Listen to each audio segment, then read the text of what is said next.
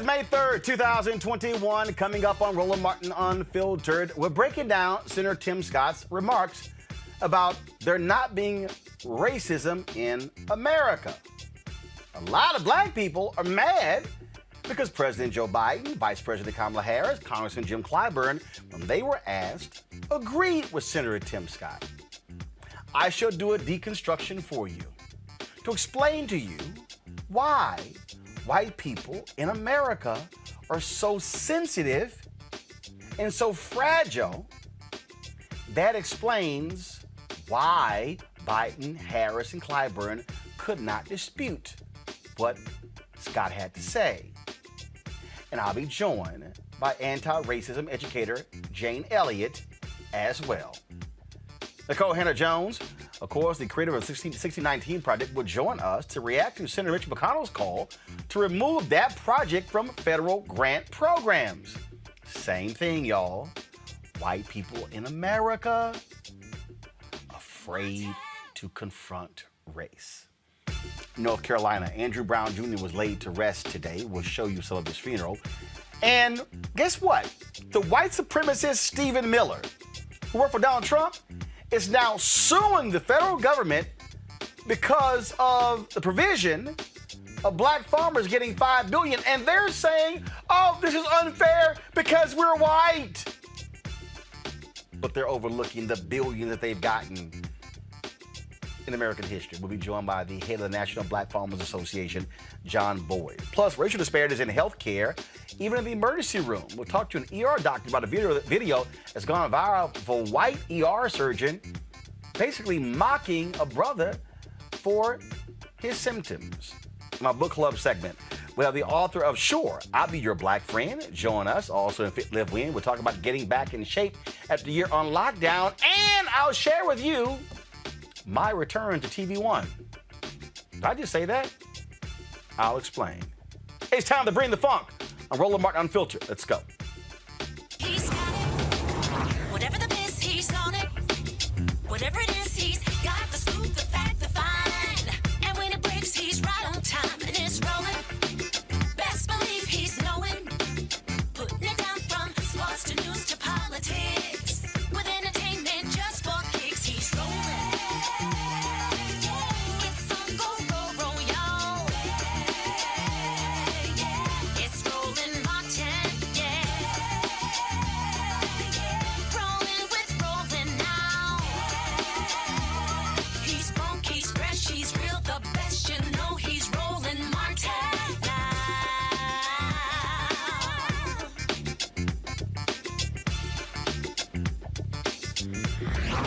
Martin.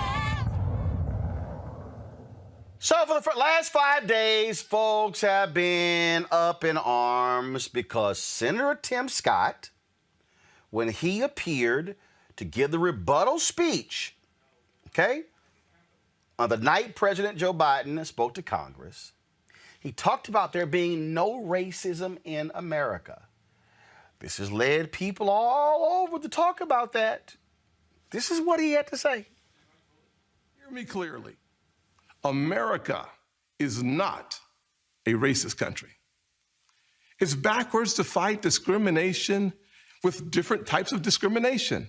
And it's wrong to try to use our painful past to dishonestly shut down debates in the present. Now, he has been ripped because of that. Now, here's the deal. Here's the deal, okay? President Joe Biden was asked about that. Vice President Kamala Harris was asked about that, okay? So here is Vice President Kamala Harris. Y'all, let's get that soundbite ready. This is what happened when she was asked, okay? Because see, again, though, see, y'all understand what happens is when somebody makes a comment like that, everybody and their mama want to ask everybody else, especially all the black people, to comment. So all of a sudden, she got asked about it, and people were like, oh, my goodness, I can't believe Senator Kamala Harris, she didn't sit here and she didn't condemn what he had to say. Do y'all have the soundbite? Okay, I don't understand why we don't have the soundbite. Do y'all have the one with Joe Biden comment about this? Okay, I don't understand why we don't have Joe Biden talking about this. Okay, so here's the deal. Last week, President Joe Biden and Kamala Harris were both asked about exactly what Tim had to say. Okay, and what ended up happening was both of them remarked about, well, you know, this whole issue of there's no racism in America. Then they went on to explain it. Okay, do we have the Jim Clyburn soundbite?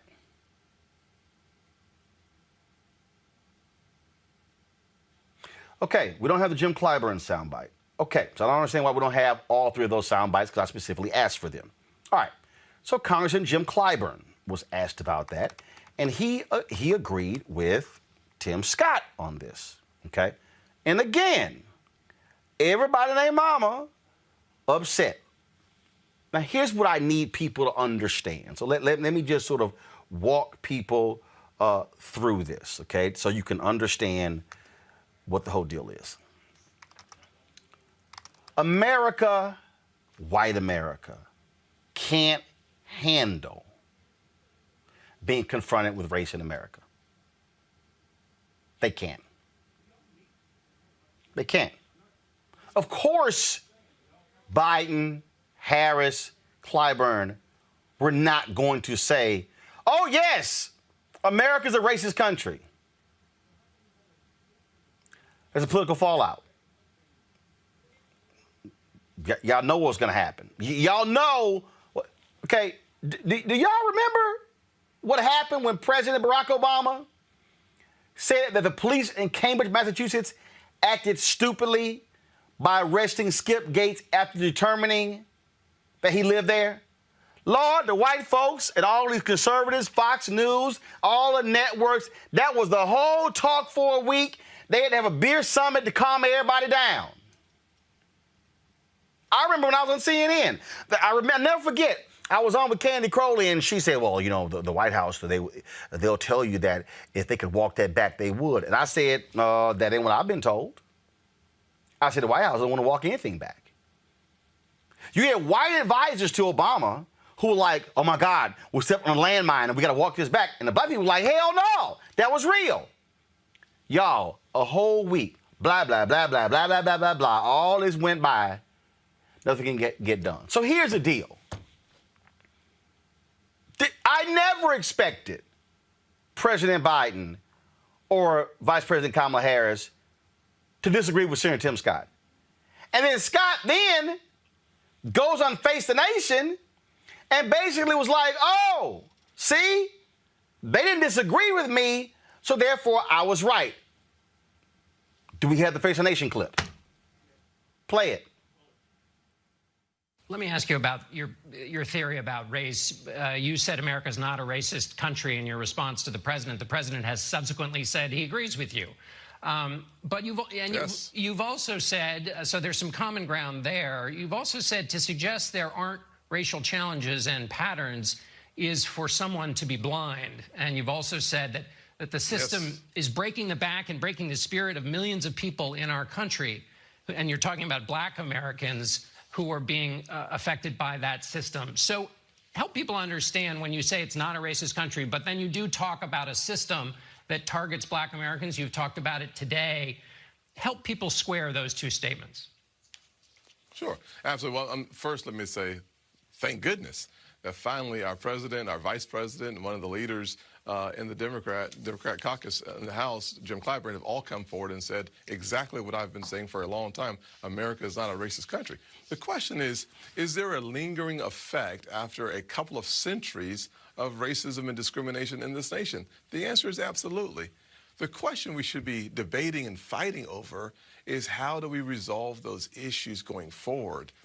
One side says, I'm going to take from some to give to others. Fighting bigotry with bigotry is hypocrisy. It just doesn't work. The second, our side, what I've suggested is let's expand opportunity and make sure that we are fully equipped for the challenges of the future. One of the reasons why we have fought for and won the highest level of funding for historically black colleges, Republicans leading that fight, is because I understand that if I can level the playing field in education, we will actually see human flourishing like we've never seen before. If we focus our attention in healthcare, as we have on sickle cell anemia or on opportunity zones for bringing resources into poor communities. Come back. All right, see, this is why what Senator Tim Scott just said is bullshit. He said, we fought for funding so we could equalize the playing field.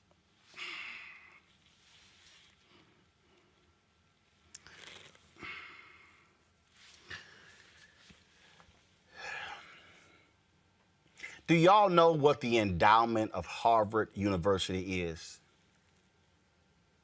The endowment of Harvard is $40 billion.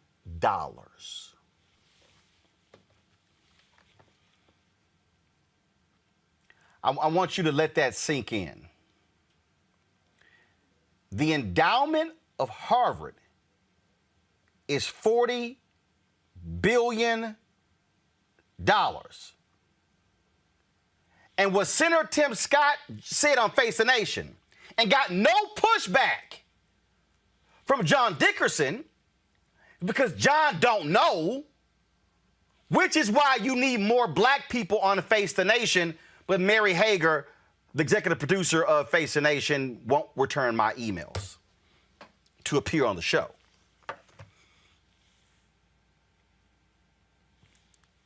The Republicans didn't grant $40 billion to HBCUs. The endowment of Harvard, that's just one endowment. We ain't talking, that's Harvard. We're not talking Yale, Princeton, Columbia, Brown, Cornell, Ohio State, Texas A&M, University of Texas. We can go on and on and on if y'all want to. So Senator Tim Scott knows he's lying. He says we've got to level the playing field. Then you have Republicans who are in constant denial about systemic racism, which led all of these crazy Fox folks and everybody else to spend a whole week going on and on and on and on and on about there's no systemic racism, which is nonsense. I'll let my fraternity brother, Reverend Dr. Frederick Douglass Haynes, take over right now.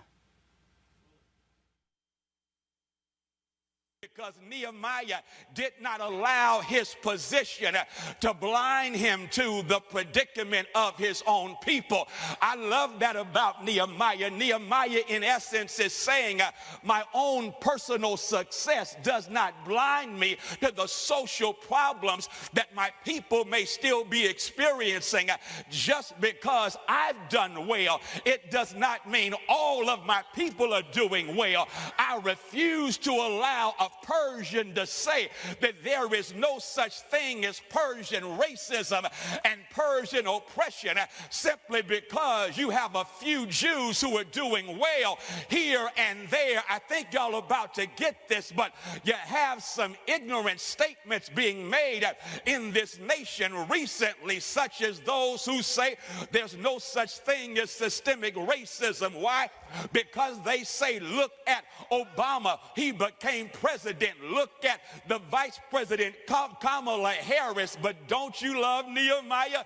Nehemiah says, just because some of us are roses out of concrete, to use the language of Tupac Shakur, it does not mean that the concrete is still there. It does not mean that the concrete of oppression does not need to be removed.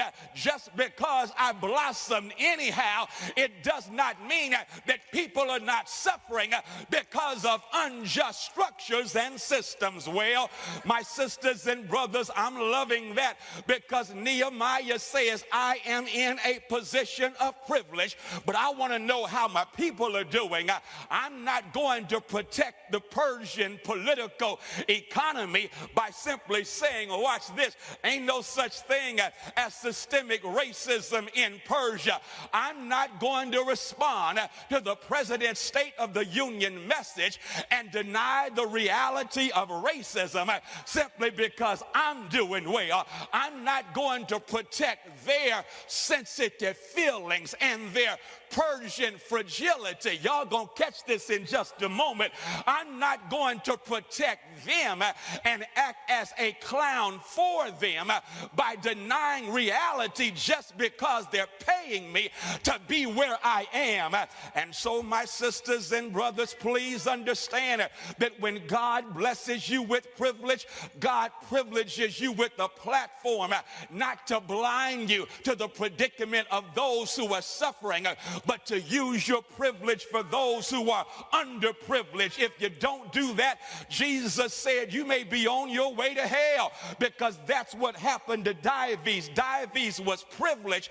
Dives was prosperous, but the book says he was blind to the pain predicament of one Lazarus at his doorstep, and the book says that he died and went to hell. And let me say to every Tim Scott out there who is blind to the privilege that God has blessed you with, and you're blind to the predicament of those who are suffering, you better be careful, because there's a hell waiting on those who allow their privilege to blind them to the predicament and pain of those who are suffering. Kamala, don't fall for the political okie doke.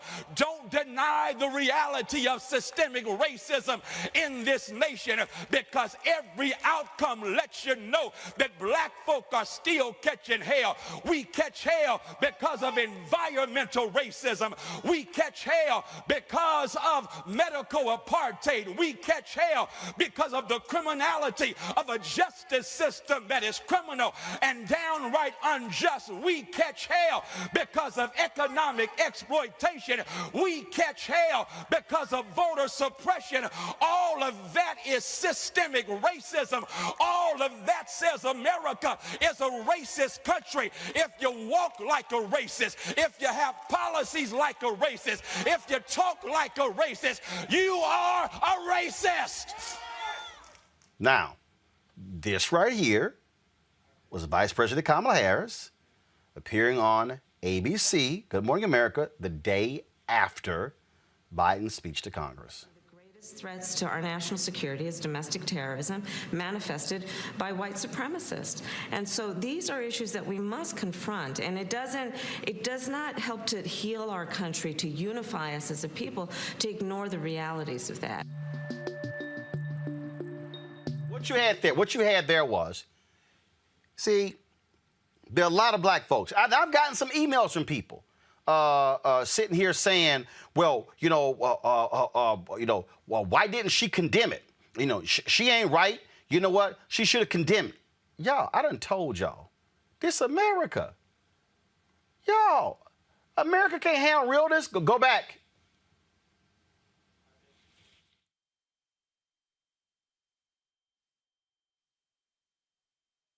So they can't handle it. They can't. I'm telling y'all. I've said to y'all repeatedly, we are still a white-run country. Nearly 69% of the people who voted in the last election, white Americans.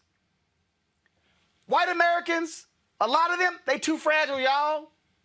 They can't handle this conversation. Oh no, I'm not racist. They can't even see the racism. They can't even understand the racism.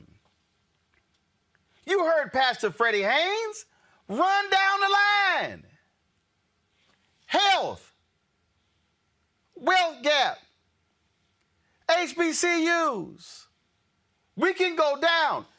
Criminal justice system, law enforcement, corporate America, Wall Street, politics, advertising, law. We can go on and on and on and on and on and show you in every single category how black people are left behind, have been ignored, have been mistreated, have been dismissed. That's why Vice President Kamala Harris didn't answer the question the way you wanted her to. That's why Congressman Jim Clyburn didn't answer the question the way you wanted them to. I guarantee you, if you had a private conversation with either one, they'll be honest with you. But white America can't handle that heat. They can't handle it. I got white folks right now on my YouTube channel. I see you, Kevin Bragg. Okay, he can't handle it. They cannot handle this. That book, White Fragility, is real. They can't handle these conversations. That's why this took place last week on Fox News, where they were just, oh my God, what, this critical race theory, oh my goodness, what should we do? Play the soundbite. That ain't it. No, play the critical race theory, the soundbite from Fox News. They had a whole panel. Discussing this whole deal. They can't, they cannot handle it. That ain't it. That's not it. They can't handle it. Laura Ingraham, all of them. Ron DeSantis, they were all on Fox News, sitting here whining and complaining. Oh my God, this is Marxist. This is not right. This is so unfair. Oh my God, what do we do? And then, they can't even admit the systemic racism. If you sat down and walked them through the stats, they would choke to death. Listen. That we are a systemically racist country. Your reaction? Well, it's a bunch of horse manure. I mean, give me a break. This country has had more opportunity for more people than any country in the history of the world. And it doesn't matter where you trace your ancestry from. We've had people that have been able to succeed and all. And here's the problem with things like critical race theory that they're peddling. They're basically saying all our institutions are bankrupt and they're illegitimate. Okay, so how do you have a society if everything in your society is illegitimate? So it's a very harmful ideology, and I would say really a See, I ain't got to play the rest of that nonsense. See, y'all, because see, here's the deal. Here is Ron DeSantis sitting there. Oh, my God, how dare you? What? What? Y'all, they can't even admit the obvious. Race is a landmine. Now, again, y'all can be upset. Y'all can be mad. I understand. This is why Obama did not want to sit here and deal with issue of race head on. Even though he was president, had the power, didn't want to do it. Because we white folks lose their mind. That's the real deal. We're going to talk about it later with John Boyd. That's why they losing their mind right now. Oh, what? But black farmers are getting $5 billion? How dare you leave us out? I'm sorry. Did y'all just overlook the $50 billion y'all got? The $100 billion? Did y'all overlook all of that? I'm sorry. See, Ron DeSantis, he sits here and says all this nonsense about, oh my goodness, I mean, and Laura Ingraham, what? How dare they? There's no systemic, y'all, they can't even define systemic racism. Well, since y'all can't define systemic racism, this is what Bernice King posted on her Twitter page 2 days ago. I'm gonna let her daddy explain it to you. America's opportunity to help bridge the gulf between the haves and the have-nots. And the question is whether America will do it. There's nothing new about poverty. What is new is that we now have the techniques and the resources to get rid of poverty. And the real question is whether we have the will. The problem. At the very same time that America refused to give the Negro any land, through an act of Congress, our government was giving away millions of acres of land in the West and the Midwest. which meant that it was willing to undergird its white peasants from Europe with an economic floor. But not only did they give the land, they built land-grant colleges with government money to teach them how to farm. Not only that, they provided county agents to further their expertise in farming. Not only that, they provided low interest rates in order that they could mechanize their farms. Not only that, today many of these people are receiving millions of dollars in federal subsidies not to farm, and they are the very people telling the black man that he ought to lift himself by his own bootstraps. And this is what we are faced with, and this is the reality. Now, when we come to Washington in this campaign, we are coming to get our check. See, that's the king they don't want to play around his birthday. So what I'm walking y'all through, and this is, let me be real clear, this is not,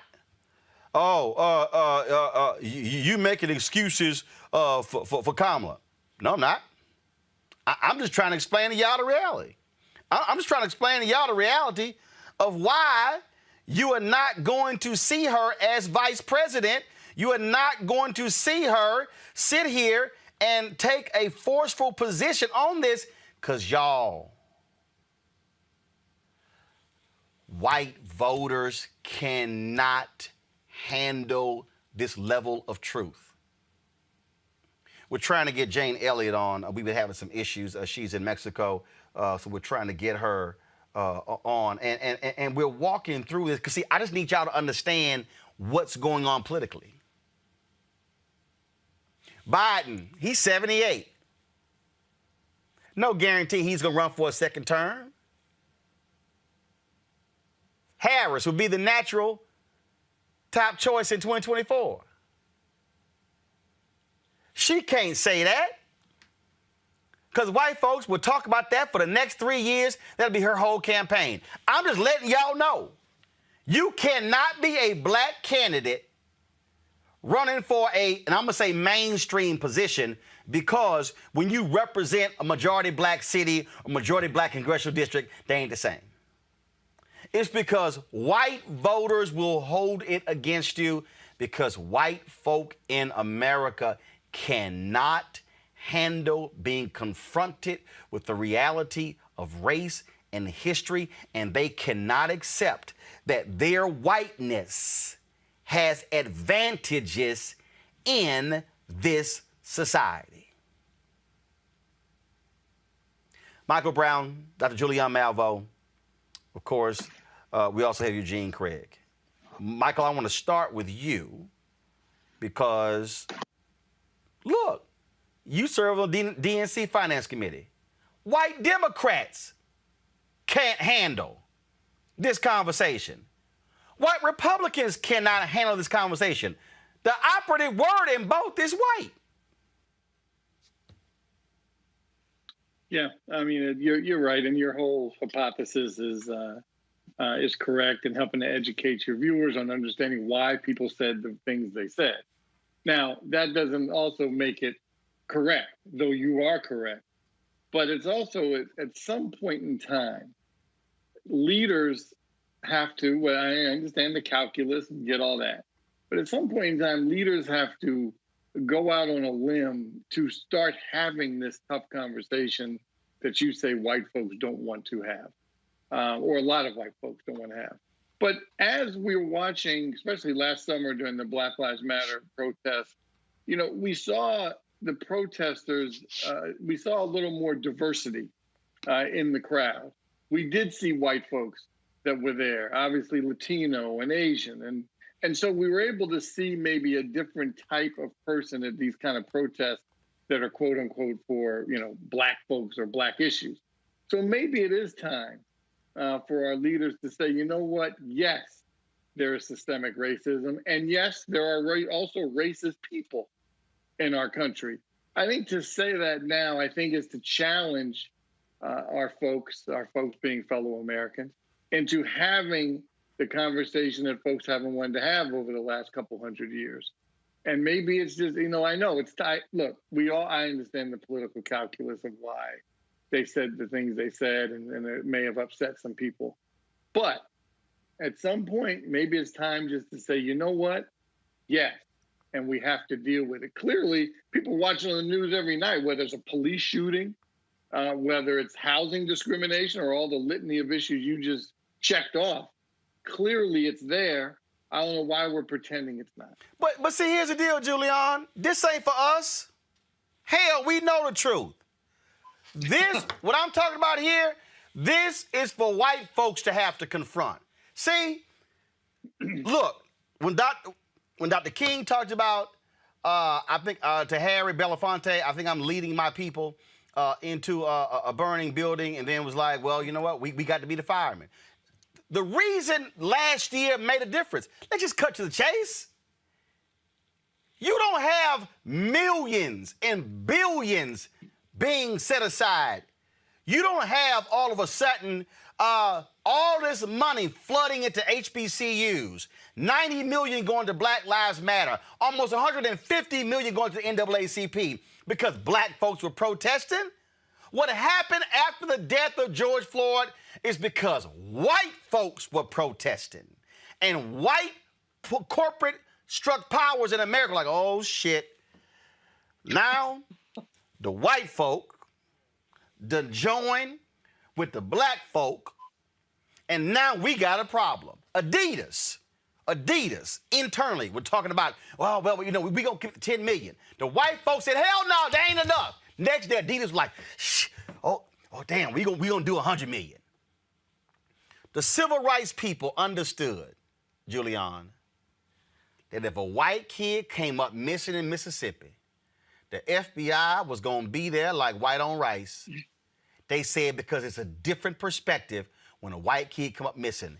That is America. This ain't a question that Clyburn needs to get asked or Kamala Harris needs to get asked.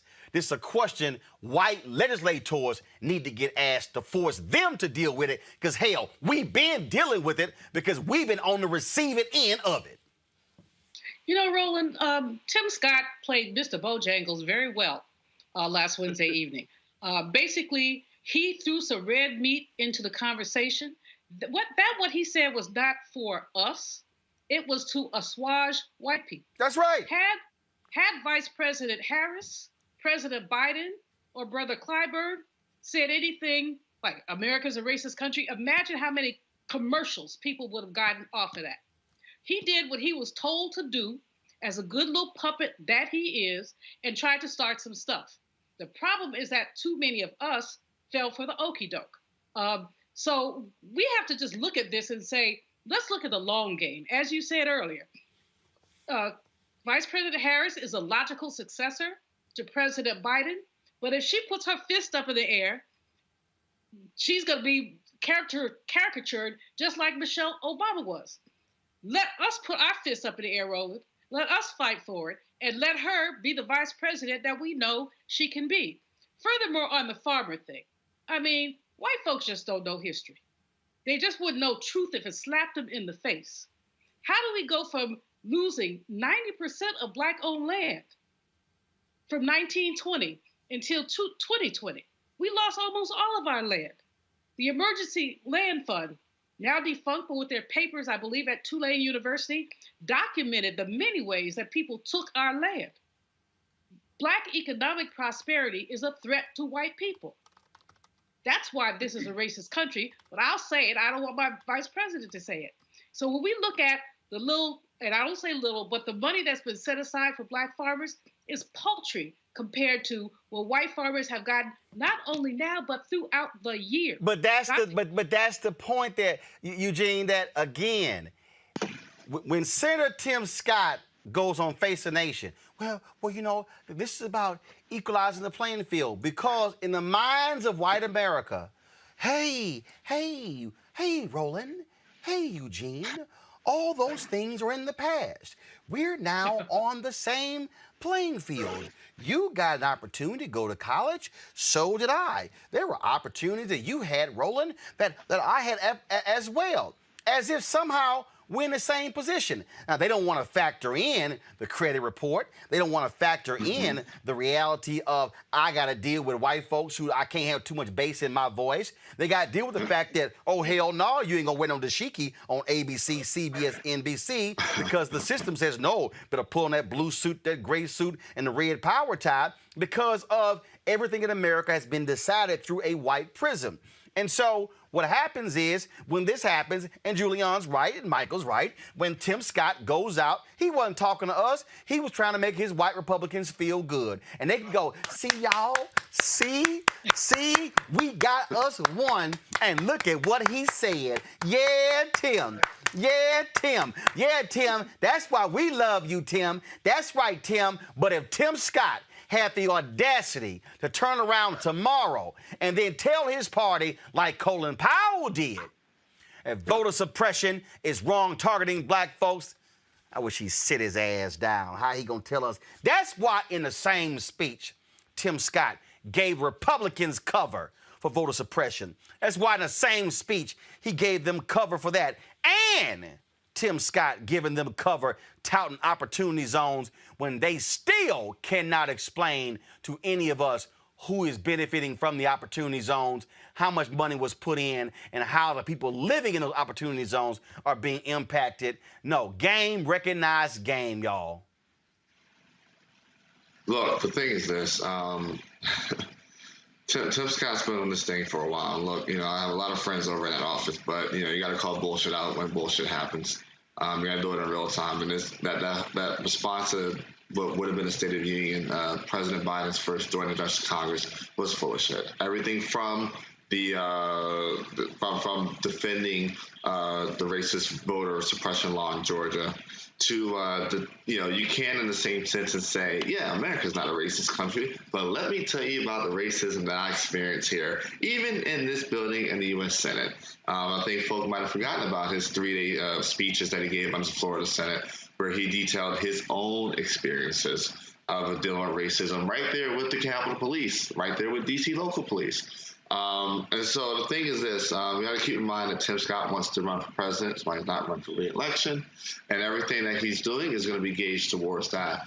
But this is also the same person that, you probably have to pull tooth and nail to actually support a good black Republican candidate, but we can talk about that a different day. See, I need our people not to get caught up in the okie doke. Because, see, I've seen people, matter of fact, some dude sent me an email today, and Roland, Kamala Harris agrees with Tim Scott. She's a traitor to those who voted for her. Blacks on the internet mad as hell. That's because y'all ain't paying attention. You ain't paying attention. Again, let me say it again for the folk in the back who clearly can't hear. In the 2020 election,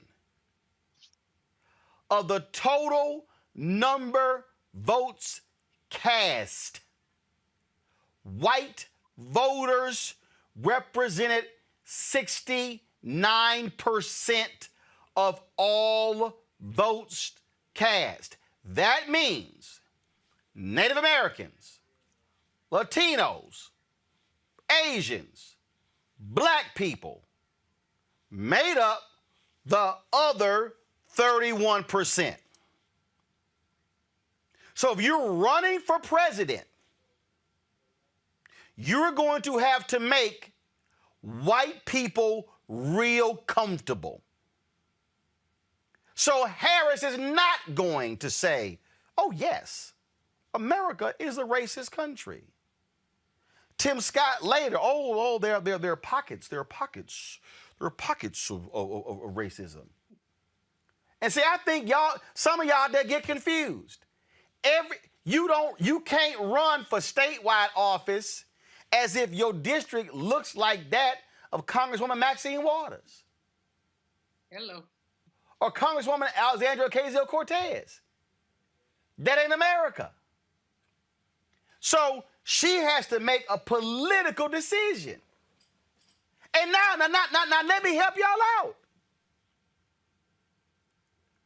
Guess who could say it and speak truthfully? Joe Biden. Why? Because he white. He a white man. Y'all, it is what it is. What I need us to do is to understand the nuances of these games and understand how they are trying to use. Let me say this right now, then I'm going to have three of y'all comment. I need y'all to understand, as well as all them ignorant ass other black folks who yap their mouths on YouTube, they want to use us against Harris so they don't have to do it. That's why if I was asked the question and I was Vice President Kamala Harris, or if I was Congressman Jim Clyburn, and they said, Mr. Vice President Harris or Vice President Martin or Congressman Martin, do you agree with what Senator Tim Scott had to say? Roland would have said, the average white family in America has 10 times the wealth that of African Americans. I would have brought the point Julian made up, how African Americans have lost 90% of the land that's been accrued. The number of black banks that we had in 1900 was far higher than what we have in 2021. I would have talked about how black people died more than anybody else proportionally when it came to COVID.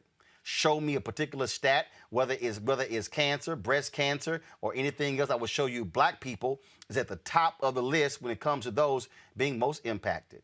I would have shown you who are most impacted when it comes to police abuses cases in America. Black people. I would have just ran down a litany and I would have said, so if Senator Tim Scott would like to work with me to address these systemic issues, I'm more than happy to take his phone call. What's your next question? See, y'all. See, Michael, what happens is this is the game. I keep telling everybody, this is why I rarely call somebody a racist. They want the conversation to be about, is America racist? Not racist. Scott says not racist. What do you say? I can't say racist, so I got to go because white people are so, no, I got to say not racist. No. Well, they don't want to talk about stuff in between. So when Tim Scott says on Face the Nation, well, I work to level the playing field. That's when an actual informed anchor, sorry, John Dickerson, you don't have the data, would have said, I'm sorry, Senator Tim Scott, can you tell me what is the collective endowments of all of America's HBCUs? And do they even represent 10% of Harvard? There you go. See, Michael, that's how you respond. You don't play racist, non-racist. You play what's actually happening and force them to talk that conversation. Go ahead, Michael.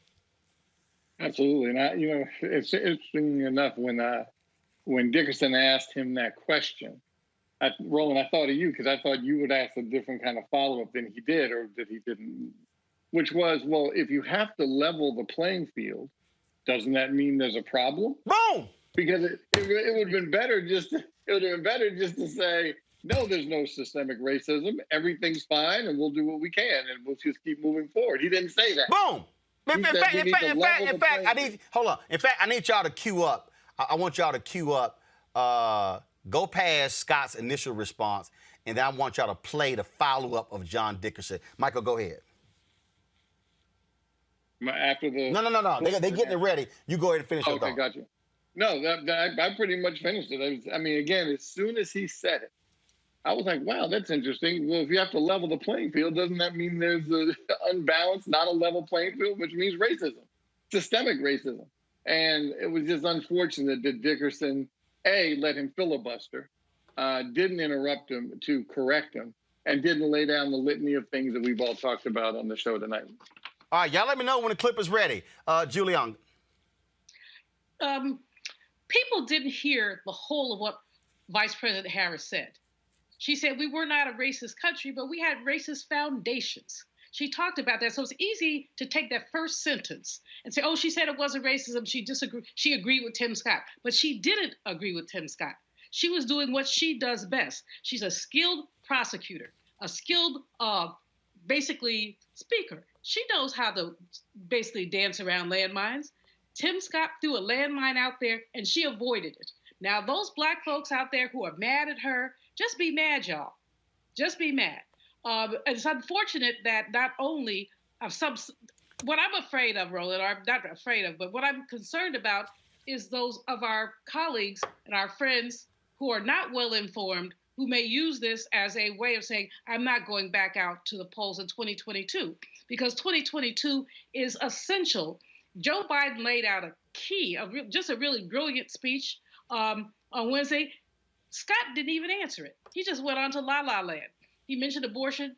Biden didn't talk about abortion. But what Harris said, she talked about our foundations, and you can't deny those. And so let's not say that she agreed with Tim Scott. She basically parsed his answer to basically serve her purposes. But again, what he gave was the bumper stick answer, and that's what they all ran with. Go ahead and play the clip, please.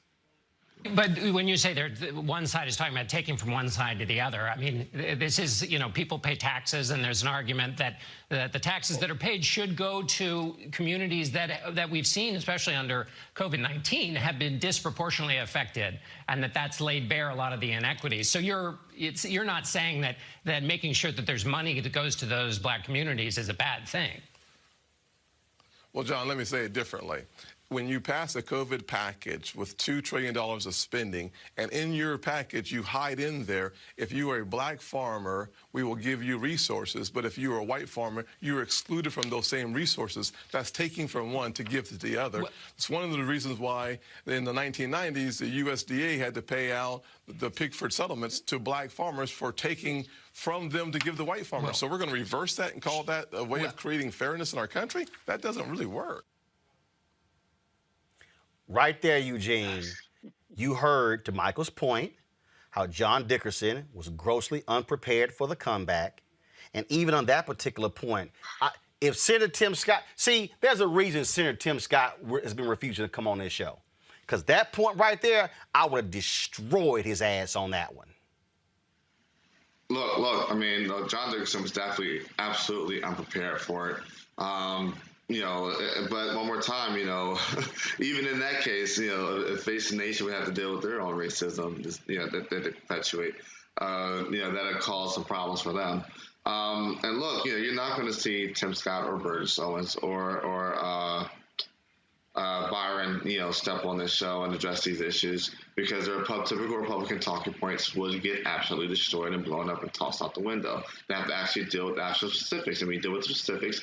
There's no other argument other than that this country perpetuates systematic racism by virtue of the institutions, by virtue of opportunities, and by virtue of outcomes. And that's an argument and discussion that almost none of the Black Republican electors want to have, because then they have to look in the mirror and say, okay, what am I actually using my perch to do to deal with these issues, rather than, figure out how can I stay in the good graces of the former president and those like him. I want to bring in Nicole Hannah-Jones, of course, the creator of the 1619 Project, in right here, because all of this dovetails us perfectly what she's been dealing with in response. Of course, all these people being so upset. I mean, these white folks are really bothering themselves by the 1619 Project, because I keep telling y'all, white folks in this country are so fragile. They can't handle history, but they can only believe his story, okay? They can't handle anything else. That's why you have now Senator Mitch McConnell trying to attack her and telling the Department of Education, don't you dare include the 1619 Project in any federal grant programs in this country. Nicole, we've been talking about, of course, the comments made by Senator Tim Scott. And then even right there, when you heard him on Face the Nation trying to say, well, the reason we had the Pickford decision was because money was being taken away from Black farmers to white farmers, and now we're trying to reverse that? No, Tim, we're trying to still deal with the inequities from the Pickford decision, because even that wasn't enough, and you would think a Black man from South Carolina could understand that. But no, instead, he's simply tap dancing on the dance card of the Republican Party. Well, I think that Representative or Senator Scott I think he does get it. He certainly understands, coming from his roots, that Pickford was about redress for discrimination. But this is something that it's a tool we've seen the Republican Party use really since the end of the civil rights movement. When you could no longer legally discriminate against Black Americans, the tactic then became to claim that redress for discrimination is equivalent to discrimination. That if you actually are trying to undo the harms of discrimination, that is just as bad as discrimination. And you've seen the Supreme Court make similar rulings, for instance, in Parents Involved, where it said, programs to try to help desegregate schools were just as bad as programs that segregated schools. So I don't believe that he doesn't know what he's talking about, but he's sticking within the talking points of the Republican Party. And it sounds, I was just going to say that the reason it's effective is, of course, it framed that way does sound unfair. Well, why should white farmers not be able to get something that Black farmers get? But the truth is, we know if you steal something from me, you having to pay me back is not unfair to my neighbors who aren't getting any money, right? That's not how it works. But it sounds like it sounds good, and that's why they say it But this was the precise game played when you had the Republicans like Ward Connolly, who led their anti-affirmative action memorandums. So they would draft language where you would go, well, of course not. I wouldn't want somebody to be discriminated against because of their race. So therefore, I'm going to support this without realizing. In fact, I'm from Houston, and the late Mayor Bob Lanier, what he did was he made them change the language on the ballot to reflect what it would actually lead to. And they were mad as hell. That's why it got defeated in Houston, because he said, no. That language not going to fly, because we're going to put the actual intent down. And so you're right. Senator Tim Scott knows exactly what he's doing. And so he wants to sit here and provide the cover because he's running for re-election. And so he wants, he wants to get reelected. He needs to play up to these white Republicans in South Carolina in order for him to win the primary, because he knows if he gets out of the primary, he's going to win in the general. And so he needs to be called out. But this is also why, and again, John Dickerson, fine, you're a nice journalist, but you're grossly unprepared for that question, because, as Michael said, the comeback should have easily been, so if you have to level the playing field, that means it's uneven. Senator, how did it get uneven? Now you got to force him to say, so why are you having to provide funding to HBCUs? What exactly happened where they are grossly underfunded? Senator, please tell me what's the endowment of the largest HBCU in the country, and does it even come close to the top 100 largely white institutions in America? He can't answer that question. Now all of a sudden he's stuck. Yeah, I mean, this is why you see so much opposition to the 1619 Project. It's because when we talk about issues of racial inequality, whether it be economic inequality, whether it be inequality in education, inequality in the criminal justice system, inequality in the treatment of Black farmers, if we can just pretend that today is today, and we have no past, nothing created this, there's no long history and legacy of legalized discrimination, then we can use that rhetoric of equality without actually having to do anything to address the inequality. So if you actually have to grapple with the past and all of the institutions that really conspired to keep Black people in the lower caste, then you are charged with having to do something to rectify the current inequality. So we have to kind of exist in this space where the only thing that matters about our past are the good things, and all of the bad things about our past are irrelevant to the society we live in today. That's why I played that. That's why I've been laughing, because all of these folks on Fox News and conservative media, they've been going on and on and on. Oh, critical race theory, and there's no systemic racism in America, and they're going on and on and on, and you're sitting there going, so y'all just want to act like all these facts just don't exist, so it just so happened that Black people proliferate the criminal justice system. That thing just happened. It's just That's just on y'all. Y'all were just born criminal, and that's why. Oh, the health disparities. Oh, no. Please, racism in medicine had nothing to do with that. In fact, that's going to be our next conversation. How this white doctor treated a brother who went to the hospital. She's like, yeah, you want some narcotics, huh? I mean, Nicole, the reason black people initially were not addicted to opioids is because white doctors would not prescribe opioids because they said, yeah, they just here trying to get a high. And guess what? They ended up hooking white folks on opioids. Yes. Absolutely. It's the one time where being discriminated against has actually saved our lives for a brief period of time. So, of course, that's not the case anymore. And Black people are now also being ravaged by the opioid crisis. But I think what this just speaks to in general, if you were to ask, I don't even know how Republicans discovered all of a sudden critical race theory because it's been around for at least 2 decades. But if you were to ask them to list a primary text of critical race theory that they've read, if you were to ask them to actually give examples of how critical race theory operates in our society, they couldn't give those examples. They haven't read the text. They don't actually know what it is. But it's become this, I don't even like to say part of the culture wars. It's become this part of this effort to really stoke white resentment. Oh, no, that's that all Republicans it is. are leaning into. Oh, no, let's be and real. we shouldn't call it culture wars. No, it's not a culture war. That's not actually what it is. No, it's not a culture war. This is all. Here's the deal, and this is real simple, and this is why Mitch McConnell is attacking you, the 1619 project with the Department of Education. This is just the facts. And this is why I need all the black people who are bitching and moaning about what Vice President Harris had to say to understand what's going on here. This is very simple. Stock market, jobs report, major bills being passed, highly popular with American people, President Joe Biden's approval ratings high. What they need, they desperately need white conservative evangelicals and non-college educated white people to be so enraged with wokeness, cancel culture, critical race theory, 1619 project, black farmers getting $5 billion, and then they trot out Senator Tim Scott. What they need is they have got white people. They're coming after our way of life. That's why I'm dropping a book next year called White Fear. That's all this is about. And so we got to understand not to get caught in their game.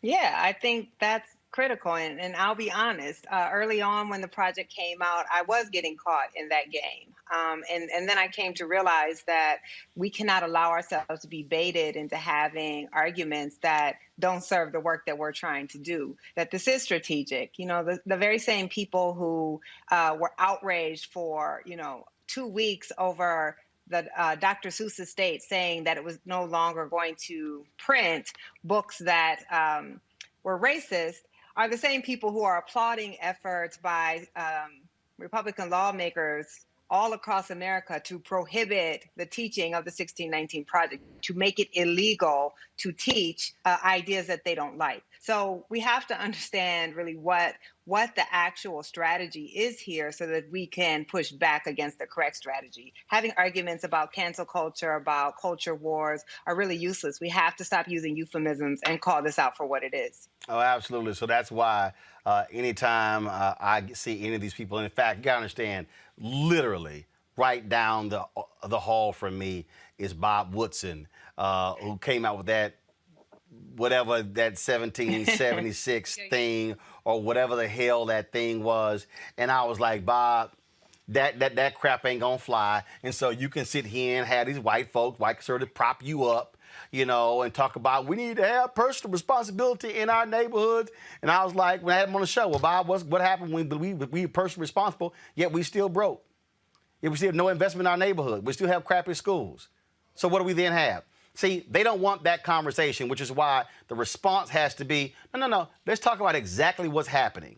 So we're not going to get caught in the racist, not racist conversation. And that's the trap they want to set for us. And my deal is you got to be smart enough to not fall for it. That's why I think as people, and again, I'm not, y'all, people know I went after Obama on a lot of stuff. I'm not covering up with Vice President Harris. She could not answer the question the way a bunch of us probably would answer the question because she knows she's the one who might be running for president one day. And guess what? White folks vote. Well, and she's the second highest ranking official over United States of America. So the expectation that she is going to say that she is helping to run a racist country it's not a realistic expectation. We understand that politicians have their role, and those of us who are not politicians have our role, and we as journalists have a role to tell the truth. That's not necessarily the same role that politicians have all the time. They have to speak to their constituents. I think that we have to really think about where all of these conversations are going, right? When you look at the 1776 Commission, when you look at the 1776 Project, it's trying to get us to debate systemic racism. Right. Systemic racism is not up for debate. Right. The proof We is ain't debating there, that. right? The data, the sociological research, like we know that it exists. So to me, I'm not going to debate the existence of something that we already have proof of. And that's what they want us to do. That's why, as you said earlier, focusing on whether this person is racist or not, I'm completely disinterested in whether individuals are racist or not. I am interested in whether they're passing policy that has a racist impact or a racial impact. And so we can't allow other people to define the parameters of a conversation, particularly when it comes to things like systemic racism, which have already been proven. It's simple as that. Nicole Hand-Jones, we appreciate it. Thanks a lot. Thank you. Folks, we're talking about, again, when you talk about the realities of what it means to be black in this country. Watch this video here that took place in the emergency room in a hospital in America. This actually happened, y'all. He wasn't playing basketball when he has it, and when he's going around, yeah, when he has these and he's throwing up and he's going in and out of consciousness. I literally saw him go in and out of consciousness. He's completely awake and alert right now. He is, but if he leaves this hospital, he's going to have another anxiety attack just like that one because he's in the same shape that he was in when he came in. Sure, and he doesn't have Klonopin because he doesn't have his Klonopin. That took 4 hours to get through. So what was I supposed to do? I'm sorry, sir. You were the least sick of all the people who are here who are dying. Okay. There, so you picked your head up. Now, don't try to tell me you can't move. Come on, sit up. I can pick my head up. Yeah, sit up. Come on. Sit up. Dude, sit up. Sit up. I'm having you sit up. I can't get up. Kizzy, he needs to sit up, and he won't let me. She's literally yanking my arm to get up. I'm literally helping you up. You're helping me? I can't get up. I can lift my arms to this extent. You want us to wheel you to your house in the gurney? That's not what I said. You just lifted your head just fine. Yes, I lifted my head and my arms up to here. After that, I cannot put your hands on here and pull yourself up. I cannot do that. Yes, you can. I cannot do it in the ambulance. I cannot do it now. You can do it now. I just tried to inhale, and I even told her I cannot inhale. You can't inhale. Wow. You must be dead. Are you dead, sir? I don't understand. You are breathing just fine. This is not right because I'm telling you, when you see him, he is breathing. He has labored breathing. He's not labored in the least. He's got an oxygen saturation that is 100%. He is breathing perfectly normally. This is not labored breathing. So you're just saying that you just let him lay down in here and he's going to go back to normal. This pain that he has doesn't have anything to do with what's going on with him, right? This pain that he has is because he worked out. When he went to the emergency room the last time, he had pain. And what did they do for him? They gave him fluids and they gave him something, a pill. I don't know what they gave him. Yeah. For what? For his pain and for the anxiety. So you need narcotics? Is that what you need? Oh, here we go. You need narcotics. Did I send you narcotics? I just need pain reliever and anxiety medication. Because I'm in pain and I have anxiety. And I said nothing about narcotics. And you just told me that this was not an anxiety attack, that this was something totally different. If I could get up off this chair, I really would. But yeah, you really should, because this is ridiculous. I can't, and you're not going to keep tugging me. I'm full of shit. He is. And I'm sorry because, I came in here wanting to help you, and you're turning your story around. You're changing your story. Yes, you are. You're making all different kinds of, you're saying one thing and then you're telling me another thing, and then you go back to the first thing. Like you. So sometimes here's. Huh? Like you. So sometimes. What? I'm not saying I'm not changing anything. You're not? No. I'm not saying anything different than what I've said the whole time. Like me. No. You have changed your story every time. Whoa. Yeah, that's how pissed off you've gotten me, okay? Oh, I didn't do anything. Yes, you did. So, put an IV in him, give him a liter of fluid, and we'll get him out of here.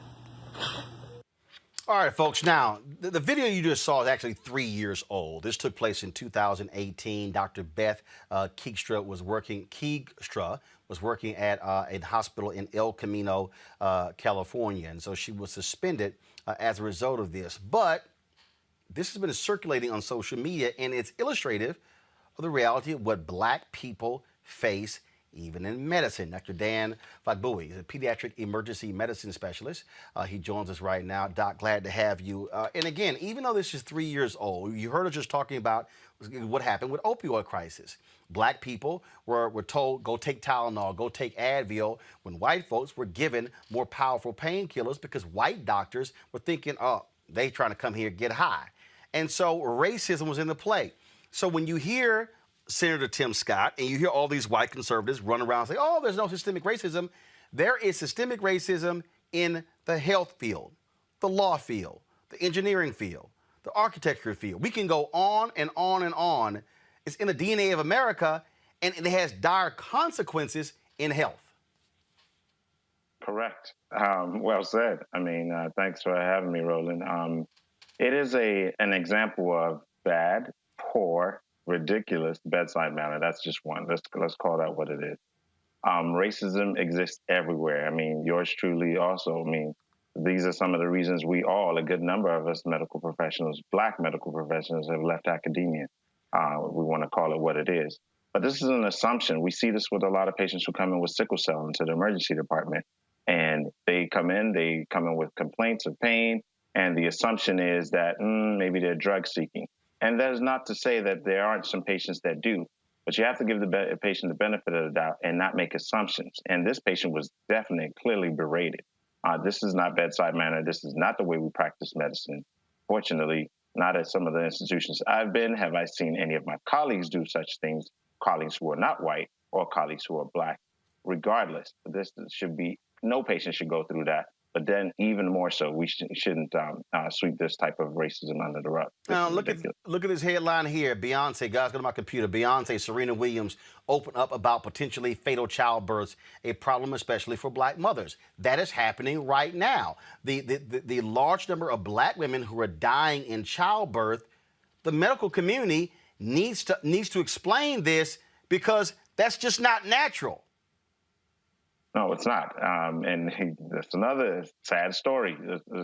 Another in the laundry list of things that are wrong with the system. And until we start to address the core of the system and we point our own fingers to our own selves where we do that examination, what is it about the system? They even showed literally Black babies born to Black doctors who took care of them actually do better. I mean, these are recent data that was recently published.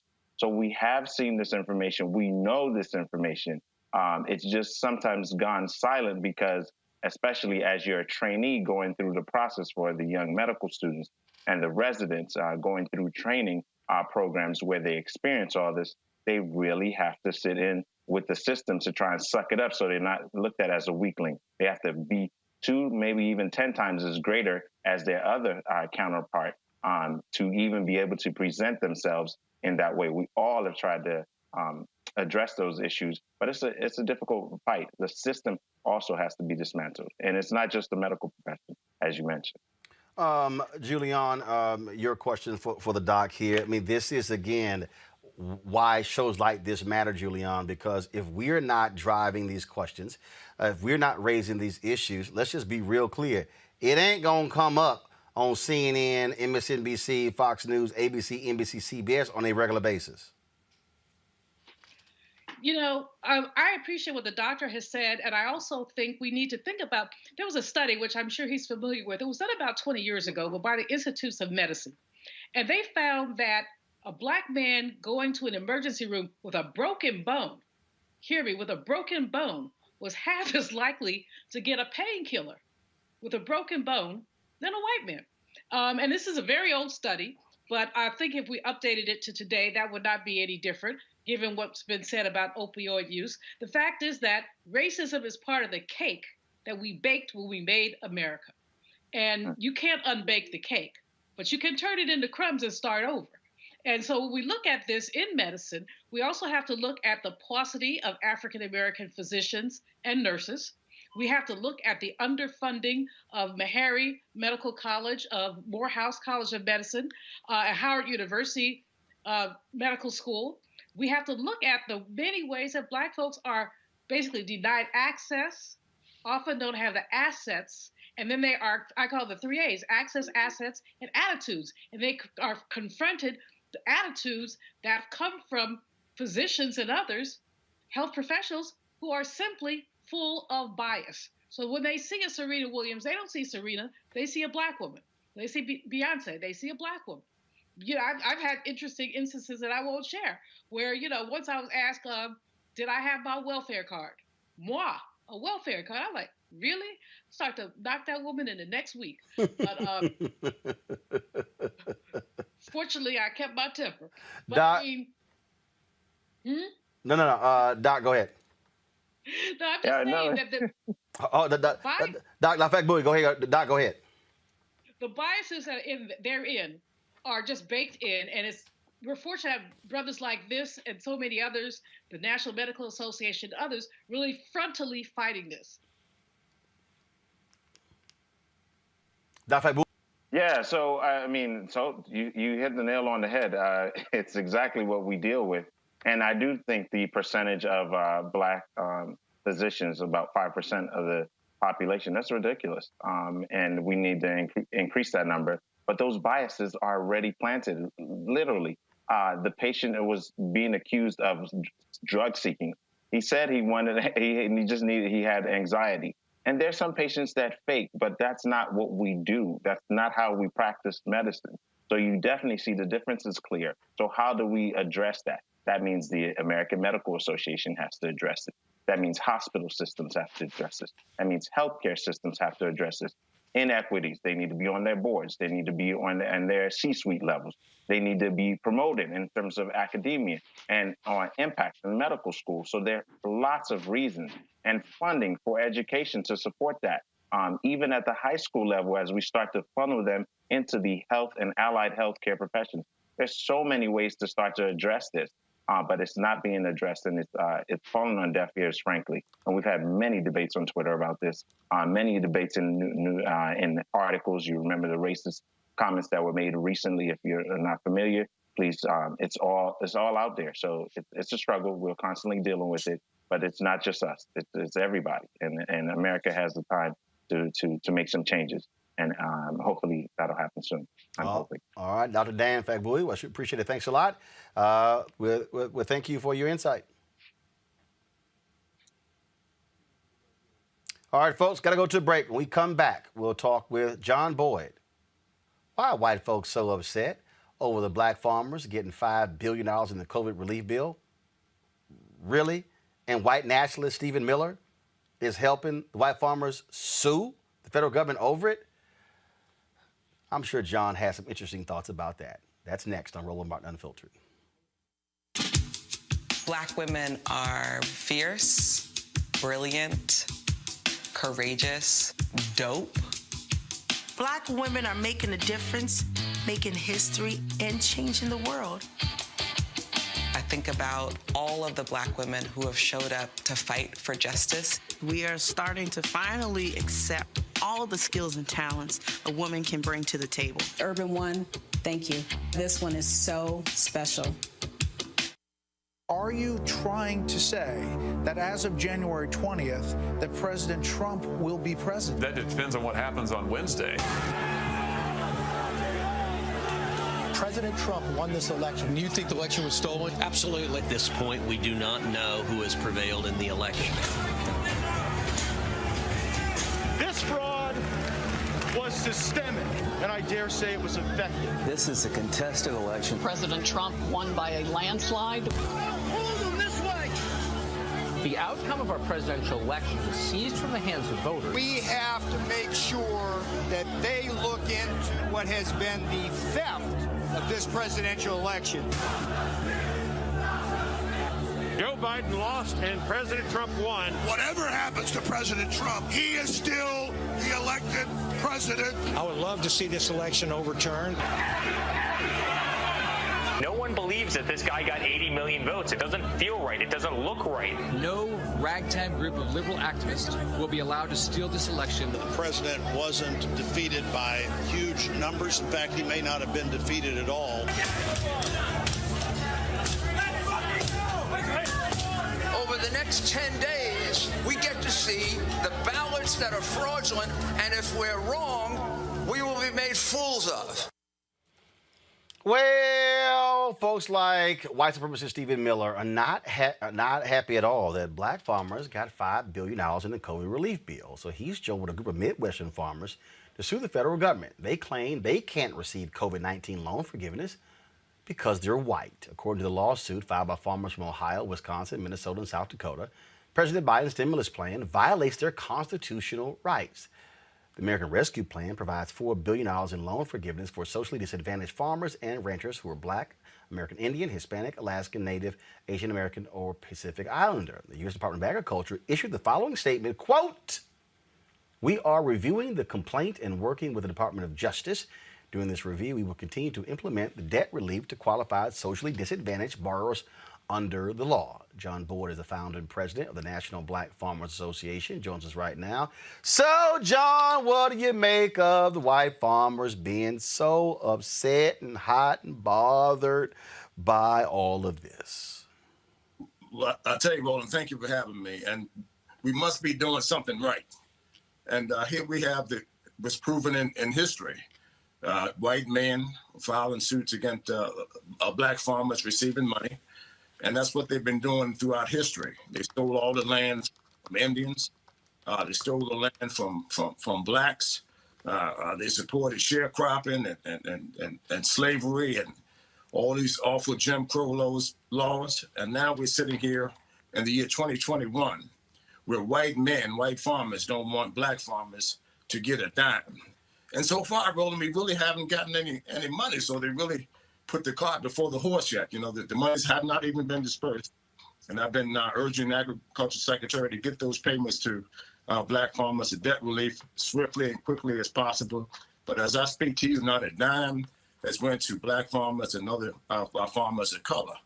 And it shows the hatred, the bigotry that still exists in agriculture. You know, you're sitting there talking about discrimination.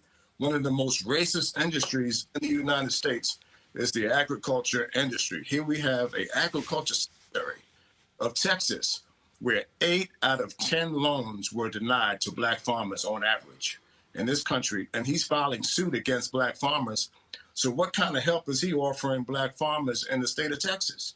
Probably nothing. What do you say, again, we played the clip earlier. Did you see this Senator Tim Scott on Face the Nation where he called it reverse racism that you guys are receiving, the black farmers are receiving this, as if he's completely clueless to the history of black farmers, and then said, well, Pickford, that decision was to fix black farmers not getting funds. This is reverse racism. Well, here's the issue that Tim Scott and the other senator from South Carolina have. They need to really check themselves here, Roland. All of the money, just about 99% of $500 billion went to white farmers in the United States from taxpayer dollars. So here we have a mere $5 billion just scratching the surface, and they've gotten $500 billion with a T. And now they're sitting here talking about reverse discrimination. My question to Tim Scott is, how many times do white farmers get paid? They've gotten all of the money, all of the years, all of the decade, and all of the time. And we are the group that's been totally excluded based on all of the numbers, all of the statistics, from land loss to the lack of loans to the lack of presence at federal offices in the United States of America. These folks are lost, and they really need to check themselves and look into history. Look in the history of the United States of America, and it shows what I'm saying is factual here. Eugene.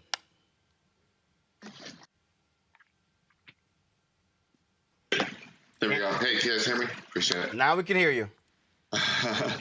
Good to see you, Brother John. I guess my question is, one of the things I think we probably can do as a community is support these Black farmers, and intentionally buy produce from Black farmers. Do you guys have like a portal or a e-commerce website where you can able to connect Black farmers with product directly with consumers, where we can just grab directly from Black farmers and help keep our Black farmers alive? Absolutely, and we want to connect those from local areas.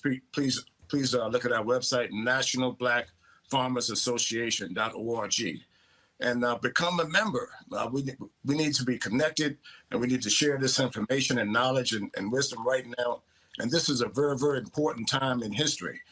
For the first time, we're actually going to get hopefully $5 billion, $1 billion to go to technical assistance and outreach to do some of the things that you're asking a question about. That hasn't been set up yet. So I believe in the coming months, maybe when I come back on Roland, and I have more information on how these programs are going to be rolled out.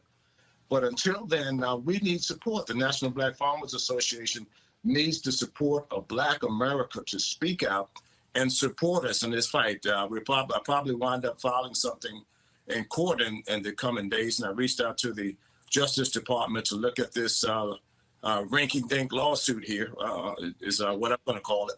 And we'll probably wind up filing something in court as well, some sort of injunction of some sort. But we need the support from the Black community to speak up about this terrible injustice that continues against America's Black farmers. And we've lost the land. We've lost so much in this country.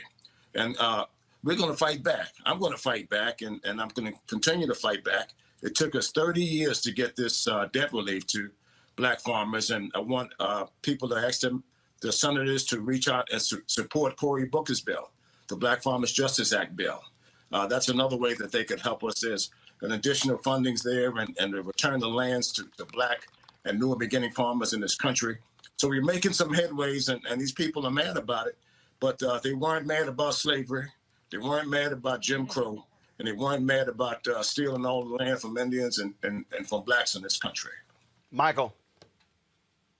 Mr. Boyd, have you, Black farmers, how do they do with being vendors to the Whole Foods, Harris Teeter's, Vons, Kroger, Giant, Safeway, you name it? Are they able to compete with those grocery stores where a lot of obviously people of color shop?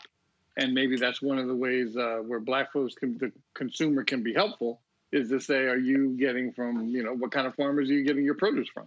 Absolutely. And that's the type of effort that needs to happen, where corporate America simply isn't doing enough, in my opinion, to partner and contract with Black farmers. I've been seeking that out to companies like PepsiCo and others to actually issue contracts to Black farmers that, where they have a footprint and presence. I'm working on a deal now with Walmart that may pan out to do some good things for Black farmers. But I also want to remind people of how bad some of these companies have treated Black farmers, such as Monsanto, where we filed suit against them. And also John Deere, we're looking at maybe having some legal issues there where they refuse to service Black farmers, tractors and combines, and they come when they get ready. And white farmers in this country get same day service. That's the type of blatant discrimination that Black farmers are still existing right now as I speak to you on this show. So that was a great question, and urge all of these companies to do business. And where you're spending your dollars, especially in the food industry, ask them, do they have any contracts with Black farmers? Julianne, question for John Boyd. First of all, Mr. Boyd, thank you for your work and for your persistence in raising this issue about Black farmers. Now, when President Obama was in office, Tom Vilsack was the Secretary of Agriculture, and he was not the most easy person to deal with for black farmers. However, he's been reappointed by President Biden. What's your thought about that? Has he been more malleable, or is he still sort of the brick wall that he used to be? Well, as you know, and me and Roland actually spoke about this on his show. We weren't excited about Secretary Vilsack going back to USDA, and I told him just last month, he said he wanted to listen and learn. I told him he should have listened and learned when under the Obama years, and he should get the payments out to black farmers within 30 days is what I asked him to do. But the president had a Zoom call, and he asked me to support Secretary Vilsack coming back to the Ag Department because many of us didn't like that issue or that thought. I was more excited about Marsha Flood, someone more progressive, and that would to do more with black farmers and expand our avenues there. But we got Secretary Vilsack. He's there. I'm going to try to work with him to make sure that these payments get out to black farmers just as quickly as possible. And the president said if it doesn't work out, reach out and let him know. And I plan to do just that if he doesn't do what he says he's going to do. So we're going to give him a chance, and he has to show us this time. It's not the black farmers showing him anymore. Now he has to show us, what he's going to do to advance the ideas and concerns of black farmers and other farmers of color in this country. All right. John Boyd, let us know how it goes. Any help we can give, we're always there for you. And listen, Roland, I want you guys to come down to my farm and visit my farm in Virginia sometime. So that's an invitation for you and your whole cast. Hey, I'll come. I'll first of all, where's your farm? It's Virginia, North Carolina border. It's in a little small township called Boydton, like my name, slave name, Boydton. So how far is it from D.C.? It's about 3 hours dead south of D.C. All right, so I think what we'll do is, a road trip to me. I think we might take a road trip because I haven't ridden horses in a while. I'm with it. So I need to do that, and so maybe what we'll do is we'll get the Row Mobile and actually broadcast the show from the farm this summer. Absolutely, love to do that. And again, thank you, Roland, for staying on top of this issue because you were one of the first journalists to put it on your television show back in 2009, 2008, when black farmers wasn't getting any airtime. So thank you again for staying on top of this issue. I appreciate it. We're going to keep staying on top of it, John. Thanks a bunch. All right, folks, got to go to a break. We come back. We're going to talk with the author. Sure, I'll be your black friend. Note from the other side of the fist bump. That is next on Roland Martin Unfiltered. The lonely, the alienated, the sad, and the angry. In every country torn by strife, violence, and hardship, men and women are drawn to extremist leaders, promising to take on the enemies of their people. In America, some of our lost souls respond in a similar way to the call of influential voices. But instead of militant preachers or radical clerics, every single night in America, they can listen to our own angry advocates of division and conspiracy. Confused, angry people hear the call of these voices and take on the camouflage of warriors to threaten and even kill civilians. The radicalized Republican Party and the twisted people on TV who speak for them use the very same language of intolerance and rage to provoke those alienated people, actively pouring kerosene on the fire of social unrest.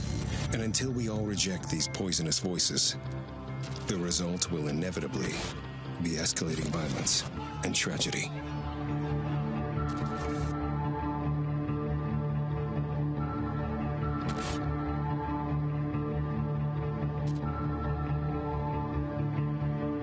Hi, my name is LaToya Luckett. Yo, it's your man Dion Cole from Blackish, and you're watching Roland Martin Unfiltered. Stay woke. In Florida, recently passed voter suppression law is making it harder to vote by mail. Senate Bill 90 passed Thursday night, making it harder to use mail-in ballots and significantly limit the use of drop boxes. The major changes include drop boxes will only be accessible during early voting hours, same as in Georgia. All boxes are required to be occupied by an election office employee to be used. That's stupid. What's the whole point of the box? Drop box locations can't be changed within 30 days of an election, and instead of requesting a ballot for the next 2 general elections, requests can only be made for the next general election.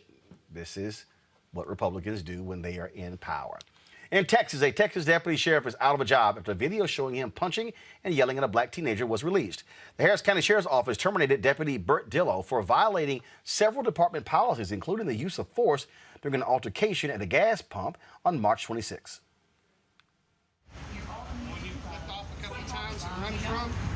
Give me your ID. Do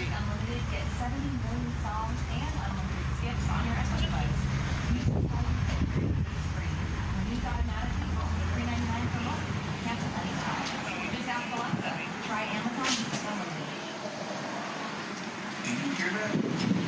It's the sound of the Ameritrades Education Center working smoothly behind the scenes to curate its own content. Don't run from me, or I'll beat your right here. Turn around and put your hands behind your back before I beat you out of here. Information. Don't be stupid. Head over to tvameritrade.com/education. What did I tell you?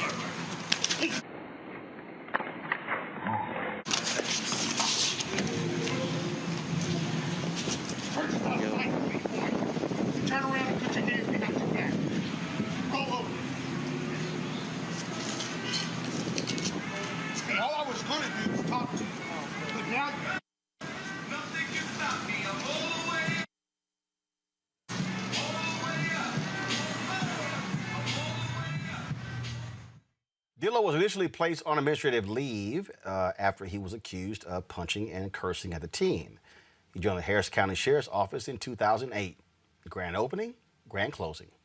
In Chicago, an oversight agency has finished its investigation into the botched police raid where officers forced a black social worker to stand naked and handcuffed.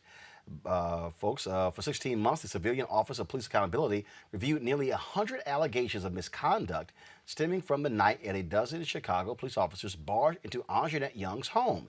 Y'all, roll the video, please. The report found Young stood handcuffed and naked in front of the all-male group for a total of about 10 minutes. However, Young's lawyers says it was over 30.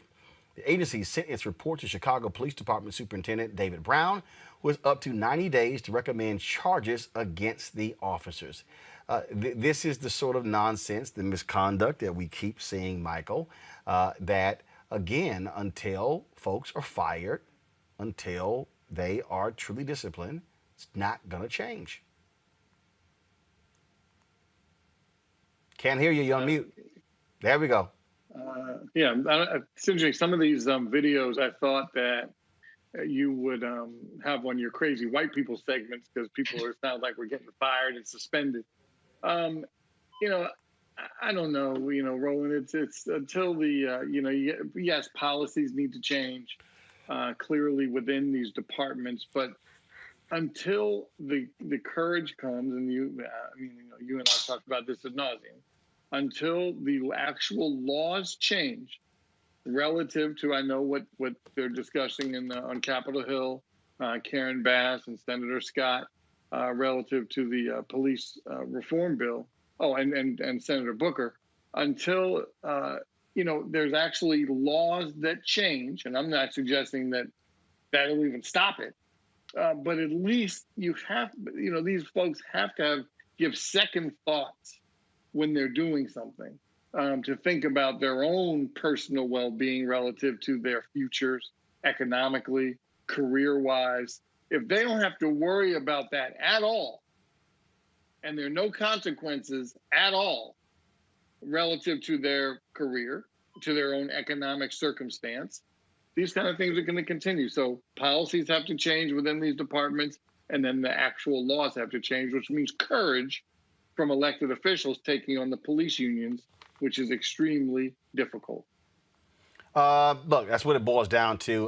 But at the end of the day, that's why the George Floyd Justice Act is critically important, Julian, that it has to pass the Senate because you've got to be able to have true police accountability in America. Roland, I need you to take a reel of the crazy-ass white people, add to that, and send it to Tim Scott. so that maybe he can see this stuff up front.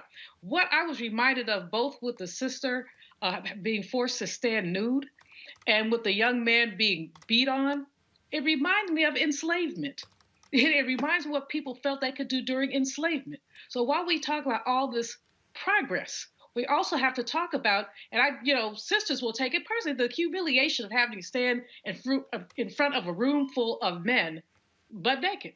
But that's what they did to us when they put us on the auction blocks during enslavement. So Lori Lightfoot in Chicago has to do more. But we've got to do more everywhere. It's not just the George Floyd Act. It's, as Michael said, it's the swift firing of these people who do not know how to respect people. With that young man, it didn't have to go down like that, nor did it have to go down like that with the sister. These people just need to be fired, and maybe give them a job, picking cotton at John Boyd's farm. Eugene? Look, the thing is this, right? I'm not a believer in mandatory minimums except in like one case, and that's when you have police misconduct, police brutality, and violation of rights. Look, I think that you need these bad officers have to be fired. These bad officers have to be prosecuted. And look, I think you got to do two things, right? I think that you probably got to go in and break up the police unions. These, bad officers are being protected by a shield that they should be protected by. But secondly, you have to punish the minor, minuscule violation of rights. You start doing that, the big stuff won't come about because they'll be too terrified to do something as much as, as violate your right to not be illegally searched that, they won't come around and feel like they put their hands on you because they know that if it's so stringent for the minor violation, the major violation is going to lead to a much harsher punishment. Absolutely. That's the same principle they put in place with us, right? I agree. At the end of the day, how they are ticky-tacky with us when it comes to laws, be the same with them when it comes to their behavior. All right, time for our book club.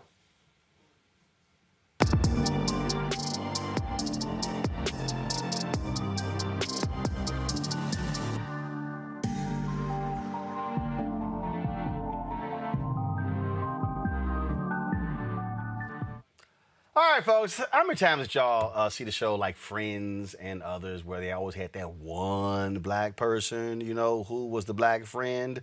A new book provides an instruction manual on race with subjects like things you should probably not say to your black friend. The author of the book, Sure, I'll Be Your Black Friend, Ben Felipe, joins us right now. Ben, how you doing? I'm doing good. Thanks for having me. All right, so what was the basis of you deciding to write Sure, I'll Be Your Black Friend? Did you find yourself in a situation where you had lots of white friends and it was just you? Yeah, multiple times in my life. I guess my story is that I was born in Haiti, and then we moved to Canada, which kind of explains the accent. And then after that, I moved to America. But again and again, I found myself in, white spaces. And the thing is, when you're a kid, you're not your most politically active self yet. You just want to fit in. You just want to be the kid who's not eating lunch alone. And so I had to learn to sort of fit at those tables, to be friends with tables full of 20 white people. And I was a black friend. So it led to a lot of good life experiences, interesting conversations, messy conversations too. And I figured, I think I could write more about this. So how often did you find yourself having to explain to your white friends black stuff? Fairly often. I think because I'm an immigrant and I wasn't sort of raised in African American culture. They ask me fewer sort of questions about how, hey, black people in America, how do they think? But I think they often turn to me for permission. They're like, hey, man, so that's not racist, right? We're friends, you and I. I'm just not cool with my sister dating a black guy. That's not racist. So I was the guy that they would come to for permission to have that opinion. And, okay, so when those things happen, you were sort of like, did this fool actually say that? That's the thing, though. I had no one to turn my head to. You're at a... No, but see, that's when you turn your head to an imaginary black person. Did this fool just say that? Okay. So when it happened, were you silent or did you say, "Are you stupid"? I would honestly, if I'm being real honest here. No, don't lie. Be honest. When I was younger, I would like try to smile through it. I'm like, well, you and I are friends. I believe you're a good person. You kind of learn those platitudes like, I believe you're a good person. I believe you're a good person. But eventually you get like, no, man, that is so messed up. That is so messed up that you would turn to me to say that and that you would expect me to just nod along and smile at that sort of world perspective. So it started to take a toll. I think the book sort of not deviates, but it grows along with me from like smiling through it to realizing I'm so tired of smiling through it and figuring out how to answer those questions. So did it get to a point for you where you just said, I'm tired of giving white folks cover. So, and did you go all the way hard where, so how's this? Hell no, don't do it. It's stupid. You're a dumbass. Next. Yeah. And I think, honestly, they would start to feel foolish. Like, if you summarize the exact conversation to them, back to them, they're like, oh, crap. Yeah, I'm really, really sorry. I'm like, yeah, that's not okay. We're going to keep talking about it until you kind of understand how wrong that is. So why stay friends with him? Sorry? Why stay friends with him? Or no, first of all, why stay friends with him? Or were there some who it was so much racism, you were like, you know what? Yeah, I'm out. You and I can't vibe. Honestly, I think it's half and half. I think some people, when they're just asking no questions because like they don't realize how messed up it is, I'll explain it to you once. And if you hear it, if you understand it, if we can sort of move forward, we can still be friends. We can still be cool. But if you're going to play devil's advocate, which a lot of people in this world love to play devil's advocate, then it's like that point where you're just, I just have to be out. Questions from my panel. I'll start with you, Eugene. So, because I'm sure Eugene, being a black Republican, he's very familiar with, sure, I'll be your black friend. No, we won't play them games. That's in that category of games we just don't play. But we will play the swerve and curve game. Look, because there should be no expectation that I'll be a black friend to justify some of the BS that comes out of some of these folk mouths. So I guess I know you talk about how to be that black friend, but what are some of the tactics that you might use to swerve and curve out of some of those situations that are just like flagrant and over the line? Just checking out of it. It's difficult to sort of. I think for me it was an exercise for myself to realize that like that person's acceptance, that person's quote unquote friendship, with all the quotation marks, wasn't something I needed in my life.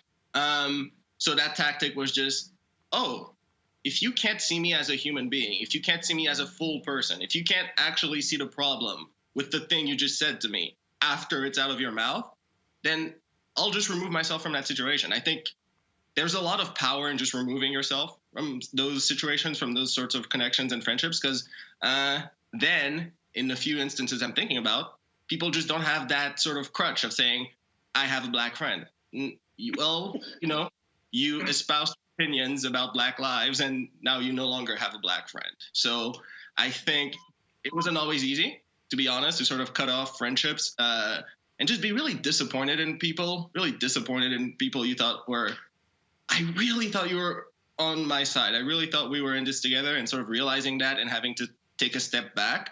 But yeah, for me, a lot of the times it was taking that step backwards. Julian, question for Ben. But what's the most outrageous thing that a white person has asked you or said to you that made you the angriest? I mean, they have all kind of stupid stuff to say, and sometimes, I've had people ask if they can put their hands in my hair. No, not unless you want to pick up your teeth. But what's the most outrageous thing that anyone has asked you or said to you? How did you handle it? The one that sticks with me the most to this day, and I had the hair question before, but like those were all small offenses compared to last summer, where I was the black friend that a few people would be like, don't you think they're going a little too far, removing like the Confederate statues? Don't you think that, this is getting a little too messy? I'm like, no, I do not. I do not think it's enough. I think this world is so exhausting for Black people in America that it needs to change. It just can't go on like this. But I think that was the hardest one, to be honest, last summer, when people were expecting me not to be angry or not to be on the side of Black Lives Matter. To me, Michael. It's three people. Michael? Hey, Ben, how do you tell? First of all, congratulations on your book. How do you tell the difference between a racist white friend, or wouldn't be a white friend if they're racist, but hopefully you understand what I mean, a racist white friend and a white friend that's just ignorant? How do you determine, well, I don't want to be their friend because they're racist? That's easy. But do you not want to be their friend if they're ignorant? And if they are ignorant, what do you do about it? That's a very good question. I think that's what I spent a lot of my life figuring out, like that line between the two. And it comes from having a conversation. Like, you just said the thing you just said. An example would be, that white friend who's just not into Black chicks. You get it, right, man? I'm just not into it. It's not a race thing. It's not for me. Okay, once you say that to me, I can tell you, yo, bro, we have a problem, because I don't know where you think I came from, but it was very much a Black woman. My family is filled with Black women. That's a huge problem for me.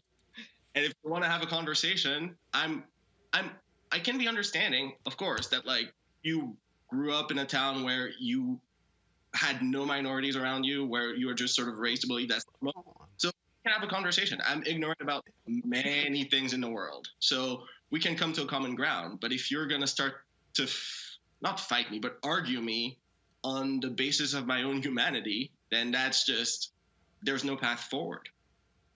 Got it. Thank you, Ben. Folks, the book is Sure I'll Be Your Black Friend. Notes from the other side of the fist bump. Did they even get the fist bump right, or was it difficult trying to show them the high five? It wasn't easy. I'll say that. It wasn't easy. I don't know. First of all, my last question: did you get your own Black friends to give you to decompress from your white friends?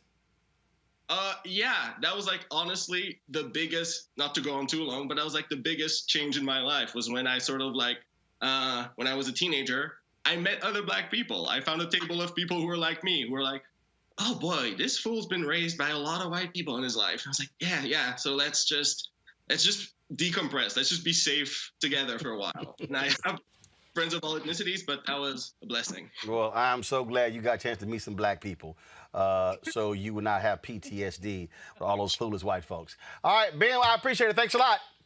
Thank you so much for having me.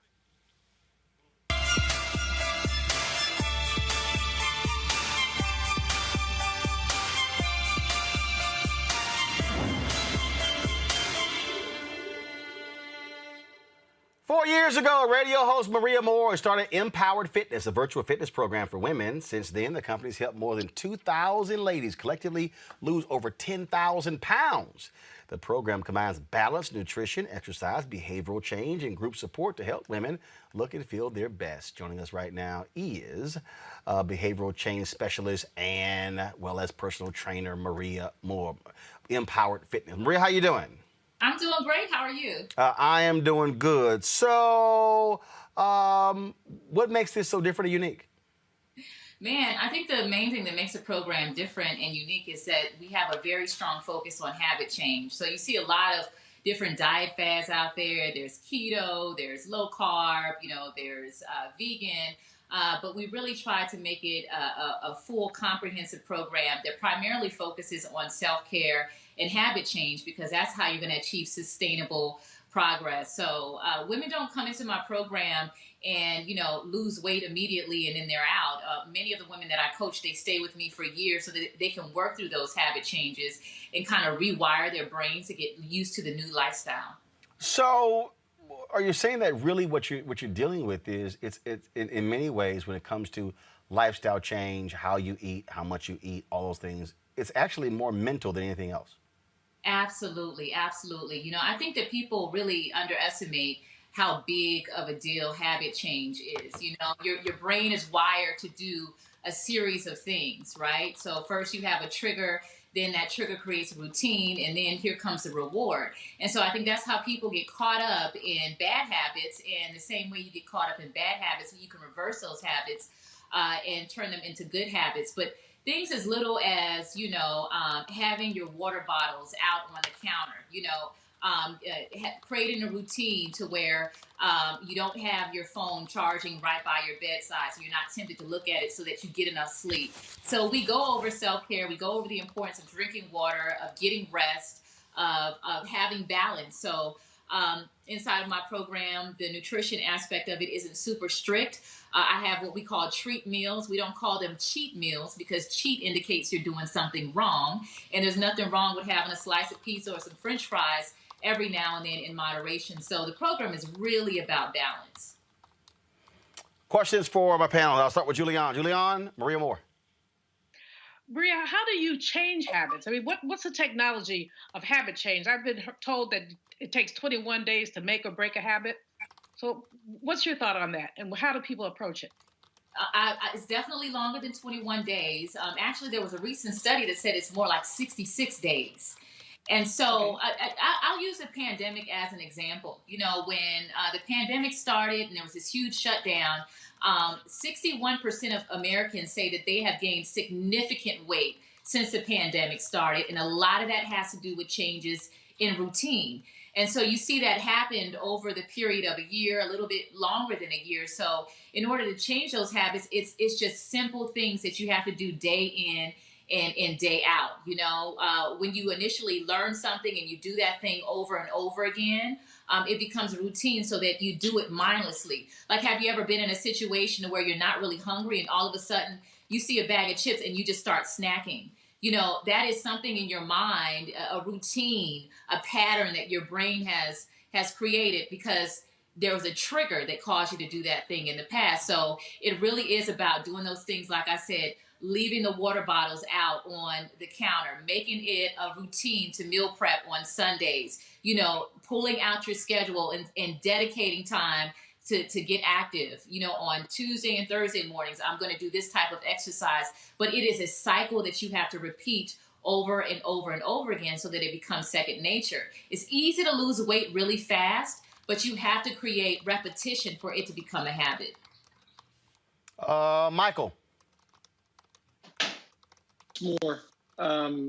Good work, by the way. Congratulations on the great work you do. Thank you. What's more, besides, of course, the obvious answer, it's combined, but what's more important, diet or exercise? Diet. Diet, absolutely. Absolutely the food. You know, I see women all the time, and even, you know, I've had a lot of husbands. I've had a lot of spouses of the women in my program. And you know, when you're married, like, you know, the husband is going to eat what the wife is cooking, so they're kind of losing weight by default because they're eating the meals on the meal plan, which are very delicious, by the way. But I've seen, I had, for example, one lady in my program. She was breastfeeding. She barely exercised, and she only focused on her diet, and she lost 50 pounds in 3 months. Wow. You know, versus people who are trying to out-exercise, the extra cupcakes, the cookies, the late-night snacking, and they're barely breaking even. So the nutrition is going to be the key part, especially if you're deconditioned or, you know, you have some type of injury that you're dealing with. If you really want to see some significant progress, I would say definitely primarily focus on nutrition. Eugene. So tell me more about these treat meals.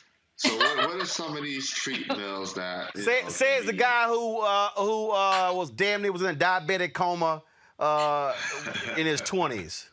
Oh my goodness.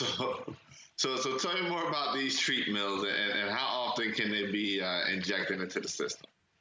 Yeah, so you know, I tell people that, you know, when you look at it overall, weight loss, weight gain, weight maintenance is really about calories in and calories out.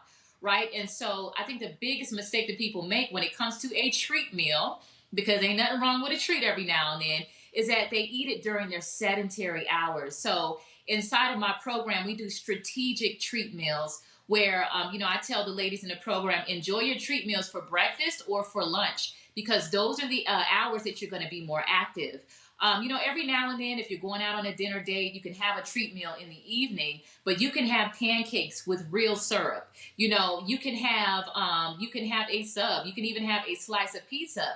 But the whole idea is to make sure that you're eating that food when you're active so that your body burns those calories as fuel. Because if you have a treat meal when you're sedentary, you're not moving around as much, your body ends up storing that extra food as fat. So it's really about the timing. That's going to be the key for your treat meals. But you can definitely enjoy pretty much anything without going overboard, because sometimes we eating and our bellies are saying, Uncle, stop, I'm good, no more room down here. So you definitely have to listen to your body, but have that treat meal in the morning or in the afternoon. So you're saying eat that treat meal while you're walking around your living room. That way you're moving. Yes. As long as it's not too close to bedtime. All right, go. So Eugene, you can go and get that 3-piece from Popeyes. Just be sure to walk. Be sure to walk around while eating. Yeah, be sure to walk around while eating. Maria, where can people get more information? Because I see on Instagram here you got. So go to my computer here. So it's Empowered by Maria. Yes, Empowered by Maria, and it's just the letter M, Powered by Maria. You can also visit my website, mariamore.com, and make sure you put 1 O in the more. So it's MariaMore.com, and there's all types of information there about my programs. Okay, so I see the Empower one, but then there's also the Maria Moore on Instagram as well. Yep, Maria Moore on Instagram, MariaMore. Okay, all right then. Well, we certainly appreciate it. Thank you so very much. Thank you. All right, folks, got to go to a break. One more thing to tell you. That's next on Roland Martin Unfiltered. And for me, the reason I see the value, so my parents worked elections. They volunteered for campaigns. They ran phone banks. I remember being 7, 8, 9 years old. It was like you had no choice. It's not like you had a vote. It was like, yo, go over there for the next 8 hours, stand there and hand out these pamphlets to anybody who's walking in, and then we'll bring you lunch, and then you got some water for yourself. It's kind of like, okay. Again, that was wasn't like my brother could say, nah, we're all right. We're going to stay at the house. It didn't work that way. And so for me, that was a huge part of my upbringing. And look at you now. And it's very interesting because for me, service was a huge part of my upbringing. And that's just something that's just, it's a natural thing. I don't think twice about going out and doing community service. I don't think twice about giving up my Saturday mornings, even if I stayed out late on Friday nights. I don't think twice about going to church in the mornings. I think that might be even bigger than the civics piece in schools. I mean, I think that at this point, having that in schools at least gives the children the opportunity to go home and ask their parents, so Mom, Dad, what is this? What do you think we should do about this? This is what I learned in school today. Let's talk about it. At least gives the children something to bring home and start a conversation with. However, if the parents start that for the children, then, then the children can go to school and say, hey, why am I not learning this here? Why don't I have a civics class? You know what I mean? And we'll have more Roland Martins running around here. Hey everybody, it's your man Fred Hammond. Hi, my name is Brescia Webb, and you're watching Roland Martin Unfiltered. Ow. Well, I like a nice filter usually, but we can be unfiltered.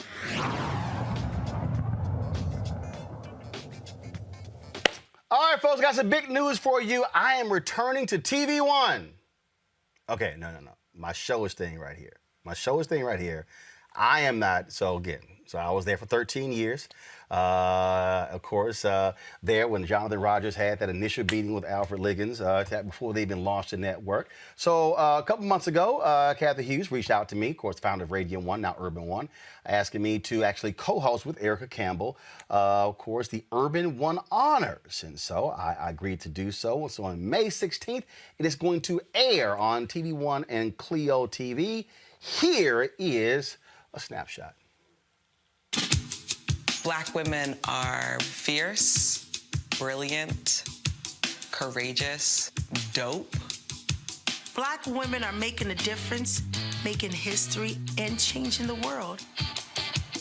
I think about all of the Black women who have showed up to fight for justice. We are starting to finally accept all the skills and talents a woman can bring to the table. Urban One, thank you.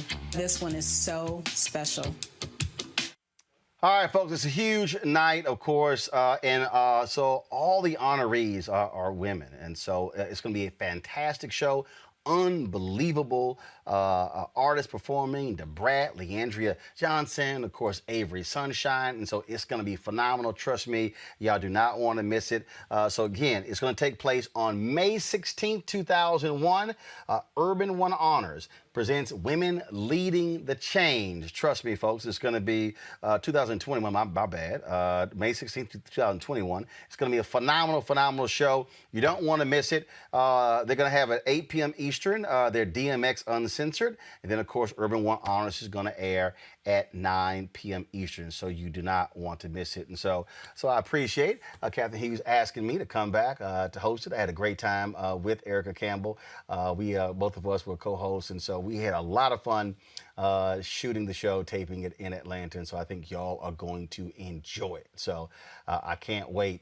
And so, yes, I cracked out the TV One golf gear that I made Lori Hall get me for this announcement. And so, again, I'll be back with the TV One folks and on the sister network, Clio TV, May 16th, 2021 for Urban One Honors. So put it on your calendar, set your DVR, and you definitely want to check it out. All right, folks, that is it for us. I had some other stories we were going to cover, but I'm going to have to push those to another day. But you know what? Let me go ahead and do it. Since Michael, I can tell he really misses the crazy ass white people segment. So roll it. Girls are allowed. I'm white. I got you, huh? Illegally selling water without a permit On my property. Whoa! Hey! You don't live here. I'm uncomfortable. A cell phone video taken by a witness shows parts of a confrontation between a 35-year-old Julie Roland and an Amazon driver. Y'all, seriously? Kendall McIntosh says he was finishing rounds delivering packages in Berkeley when Walden and her boyfriend racially profiled him. They accused him of speeding through a neighborhood, following him to a nearby street, yelling racial slurs, and attempted to prevent him from driving away. Really? Roll it.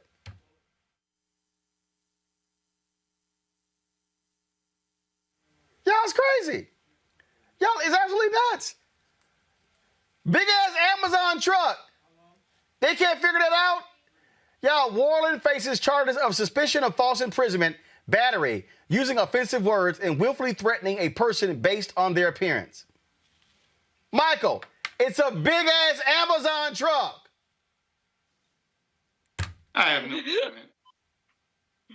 comment. It's a crazy ass white people. Seriously, crazy ass white people. Roland, where do you get these people from? Huh? Where do you get this? Where do you get this shit from? Excuse my language. I don't get them anywhere. They're in Senator Tim Scott's America. At least who sends you these things? They're all out there. Michael, go ahead. At least that person kind of turned their phone correctly. I know that's your pet peeve when they don't turn it right. Well, no, they actually still didn't do it right because it wasn't full screen. Oh, they didn't do it right. But guess what? I have another one. I need y'all to roll the crazy ass white person stinger. Roll the stinger. Roll it. I got one more. Girls are allowed. I'm white. I got you, huh? Illegally selling water without a permit On my property. Whoa! Hey! You don't live here. I'm uncomfortable. Crazy ass white manager at Doc's Foods and Spirits in Georgia asked a black woman to leave the restaurant because she wouldn't let a crazy ass white woman run her fingers through her hair. Tell me why I'm leaving. Because you're being aggressive and I Because this woman touched my hair and I told her to keep her hands off me. Because you said so. And you didn't say anything to her, but you want me to calm down. You won't stop, will you? I won't. No, I won't. I will not. So the black woman got to go because she objected to some white woman she don't know touching her hair. That's not a wise move, Julian. I ain't got no hair. Oh, like I said, we got to fight. I truly don't play it. But the worst of it is that the use of the word aggressive when you're talking about black women basically reduces to, if you stand up for yourself, you're aggressive. So this sister, she was totally entitled to say, "Get your hands out my hair." And the manager. I'm hanging up though. Is that okay? That's so well, first of all, I see Michael ain't got no hair, so he don't want to comment on this segment. But I don't have that much, but that which I have is mine. Do not put your hands in. Michael, I don't understand. Michael, you ever hear anybody's white go, "Hey man, let me touch your bald head"? When I was younger, that occurred more once and twice. Yeah. That's an ass whooping right there. Eugene, final comment. Listen, you can try to touch this. It is hands on sight. Anybody can get these hands. I don't understand it. All right, y'all, that's my final one. Michael, Julian, Eugene, I appreciate it. Thank you so very much. Folks, if y'all want to support us at Roland Martin Unfiltered, please do so. Join our Bring the Funk fan club. Our goal is real simple, to get 20,000 of our fans or more to contribute at least $50 or more. If you don't have it, or less, that's fine, to support what we do here at Roland Martin Unfiltered. We've got some amazing things that we're doing. Just know this weekend we're going to be heading down to Elizabeth, North Carolina, broadcasting live Friday. On Saturday, we'll be live streaming the march, the massive march taking place with regards to Andrew Brown. He was laid to rest today in North Carolina. Of course, there's going to be a big march for justice in his case on Saturday. We will be there. Next Wednesday, May 13th, we're going to be in Baytown, Texas, broadcasting live there, live streaming that rally for the first anniversary of the sister who was shot and killed by a Baytown police officer a year ago. And so your dollars goes to support what we do. Travel, that costs money, having crews, all that sort of stuff that goes with it. And so we want you to support what we do. Cash App is $RM Unfiltered, PayPal.me/R Martin Unfiltered, Venmo.com/RM Unfiltered, Zelle is Roland at RolandSMartin.com or Roland at RolandMartinUnfiltered.com. And so we certainly appreciate it. Thank you so very much, folks, for joining us. So much news today. We couldn't get to everything. We had some serious technical issues getting Jane Elliott on the phone from Mexico. We will be booking her on the show soon. I can't wait for her to talk about what Senator Tim Scott has to say. Folks, that is it. I'll see y'all tomorrow.